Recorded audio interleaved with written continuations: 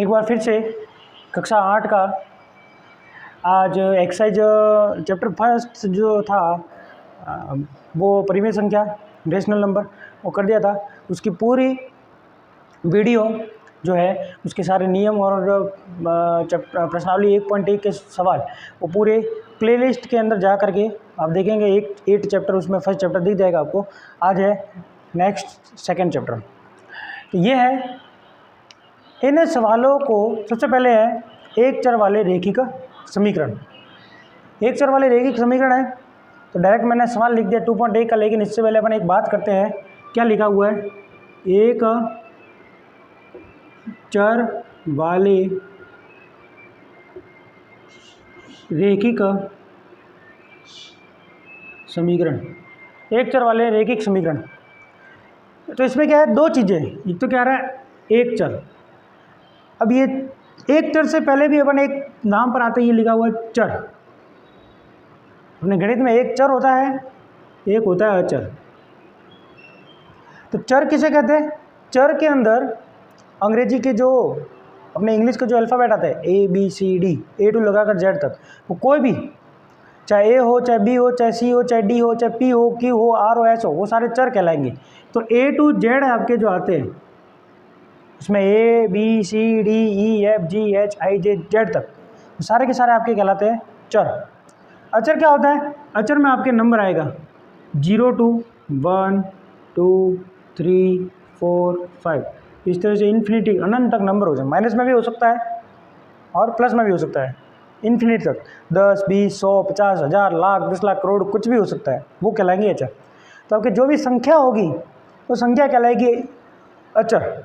और जो x y p q m n ऐसे कुछ सब ऐसे कुछ मान है तो वो कहलाएंगे आपके चर। जैसे इसमें इसके अंदर देखते हैं आप, तो ये x वाला 3x, ये 3x पूरा कहलाएगा चर। x 3 के साथ जुड़ा हुआ है तो ये पूरा चर है।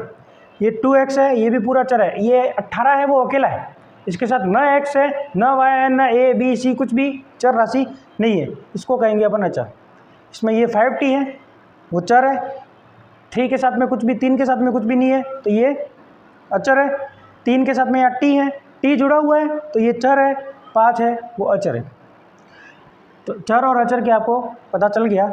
अब इसके अंदर जुड़ा हुआ एक चर, अब पूरे साथ में पढ़ते हैं अपन। एक चर, एक चर का मतलब है कि आपके ये क्लास 8th के चैप्टर 2 में जो भी समीकरण आएगी, समीकरण है ये। अब समीकरण क्या होता है वो भी मैं बताऊंगा।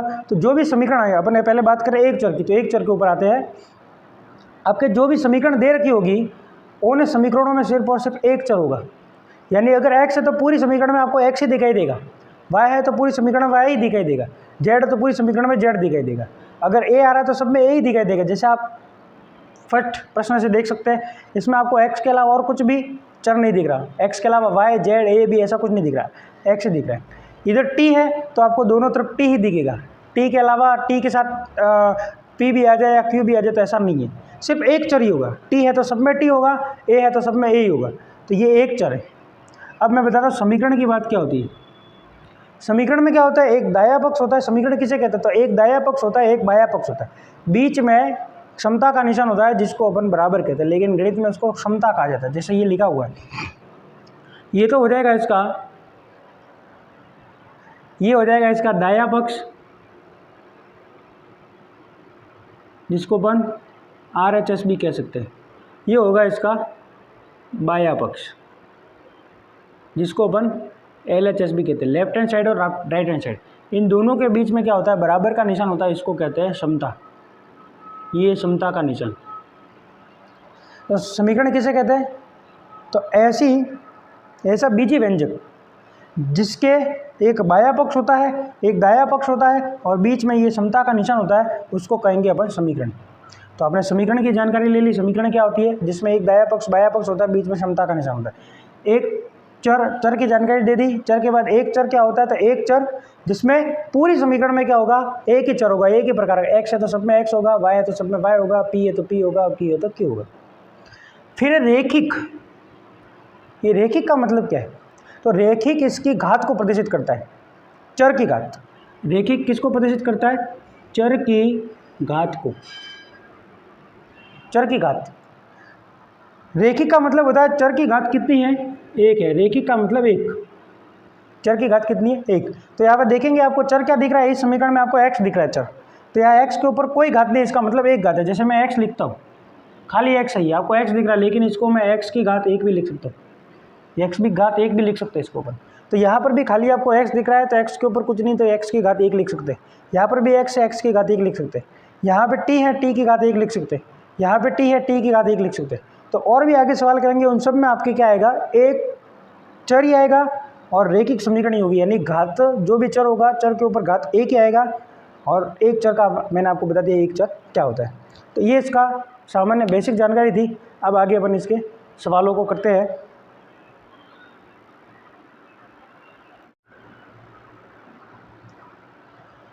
ये है अपना पहला सवाल, निम्न समीकरणों को हल कीजिए और अपने उत्तर की जांच भी करनी। अपन को सवाल को हल करना, हल करने का मतलब जो चर है उसका मान निकालना है। इस समीकरण में चर x है तो x का मान निकालना है। इस समीकरण में आपके t है चर, तो t का मान निकालना है। फिर उसी उत्तर की जांच भी करनी है कि अपन ने जो चर का मान निकाला है, जो भी उत्तर अपने आएगा वो सही है या नहीं है, उसको भी जांच करनी है। तो कैसे करेंगे, सबसे पहले एक और मैं आपको बता देता हूँ कि जब इन सवालों को, समीकरण वाले सवालों को हल करते हैं तो चर की जोड़ बाकी गुणा भाग चर के साथ ही होगा और अचर की जोड़ बाकी गुणा भाग अचर के साथ ही होगा। तो यहाँ पे ये 2x चर है, 18 अचर है, तो ये दोनों आपस में कभी जुड़ेंगे नहीं। चर चर के साथ ही जुड़ सकता है, अचर अचर के साथ ही जुड़ सकता है। तो इसके लिए क्या करेंगे अपन, ये 2x है, ये चर है, इस चर को अपने चर के पास लेके जाना पड़ेगा। चर को चर के पास लेके जाना पड़ेगा, तभी ये जोड़ बाकी गुणा भाग हो सकता है। नहीं तो ये 2x 18 के साथ नहीं जुड़ सकता, क्योंकि एक चर है एक अचर है। तो अब यहाँ से 2x को 3x के पास भेजने के लिए क्या करते हैं अपन, संख्याओं का पक्षांतरण करते हैं। तो यहाँ लिखेंगे अपन पक्षांतरण करने पर,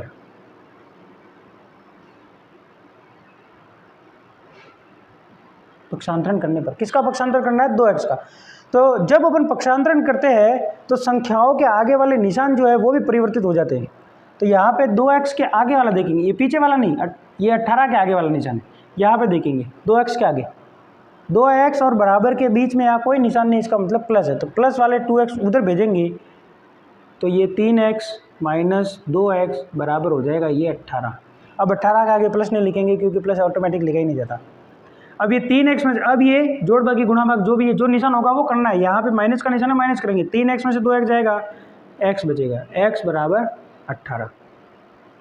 अब ये अपन ने हल तो कर दिया, यानी चर का मान तो निकाल दिया। अब उत्तर की जांच भी करनी है, तो अपन अब करेंगे उत्तर की जांच।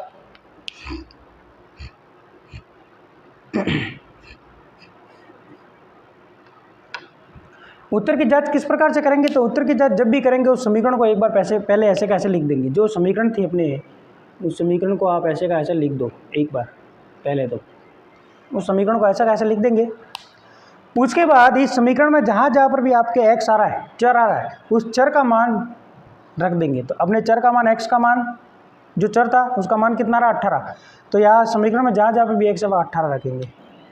तो 3 इंटू x का मान रख दिया 18 बराबर 2 इंटू एक्स का मान रख दिया 18 प्लस ये पीछे वाला 18, ऐसे कैसे।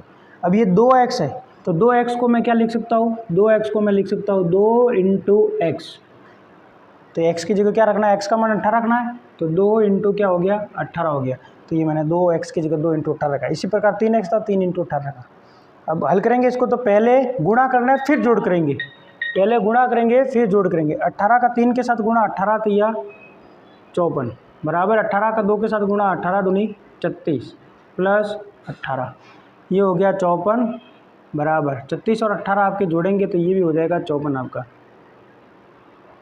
दोनों पक्ष बराबर आया, यहाँ पे आपके दोनों बराबर आते हैं तो ही आपका मान सत्य है, यानी आपने जो मान निकाला ये सही है। अगर यहाँ पे एक 54 आ रहा है, एक 55 आता है, या कोई दूसरा मान आता है तो वो गलत होगा। तो आप यहाँ पे लिखेंगे अब यहाँ पे जांच सही है, जांच सही है, इसका मतलब अपना x का जो मान है वो भी क्या है, सही है। नेक्स्ट आगे करते हैं दूसरा। आप भी दिमाग के अंदर सोच सकते हैं इसमें भी क्या करेंगे आप, ये चर है ये अचर है, तो चर में से अचर नहीं घटेगा, इधर भी चर में से अचर नहीं घटेगा, तो क्या करेंगे, चर को चर के पास लेके जाएंगे, अचर को अचर के पास लेके जाएंगे, जोड़ बाकी करने के लिए, जो भी हल होता है वो हल करने के लिए। इसमें भी क्या करना पड़ेगा, अपन को पक्षांतरण करना पड़ेगा।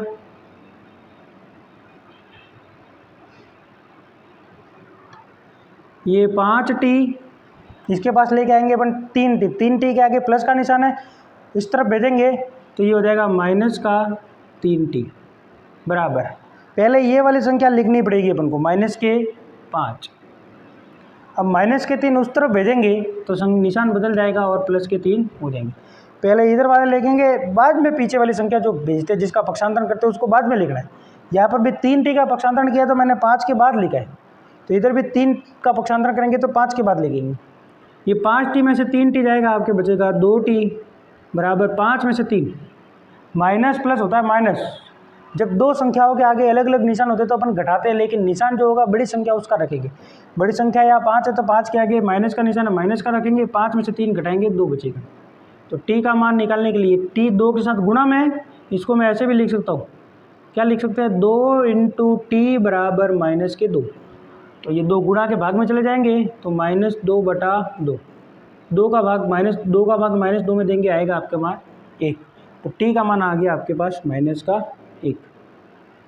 अब करेंगे उत्तर की जांच, यहाँ पर भी अब t का मान आपके माइनस का 1 आया है तो माइनस का 1 की जांच करनी पड़ेगी, तो यहाँ लिखेंगे उत्तर की जांच।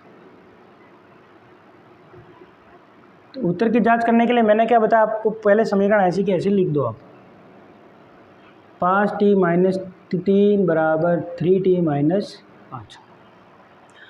अब यहाँ इस समीकरण में t का मान क्या रखना है आपको, जहाँ पर भी t आ रहा है वहाँ t का मान माइनस का 1 रखना है। तो माइनस वाली संख्या को हमेशा ब्रैकेट के अंदर रखेंगे, तो ये 5 इंटू, अभी मैंने बताया था 5t है तो उसको 5 इंटू टी लिख सकते हैं, तो 5 इंटू टी का मान है वो रखेंगे माइनस का 1 माइनस 3 बराबर, इधर भी 3 इंटू माइनस 1 माइनस 5, 5 और माइनस 1 का गुणा करेंगे तो हो जाएगा माइनस के 5, ये माइनस 3, 3 और माइनस 1 का गुणा करेंगे तो माइनस के 3 माइनस 5। दोनों संख्याओं के आगे समान निशान होता है तो जोड़ते हैं, 5 और 3 को जोड़ेंगे तो 8 हो जाएगा, ये माइनस के 8, ये भी जोड़ेंगे तो माइनस के 8, दोनों बराबर आ रहे हैं। तो यहाँ पर भी लिखेंगे आपका जो जांच है वो क्या है, सत्य है, जांच सही है।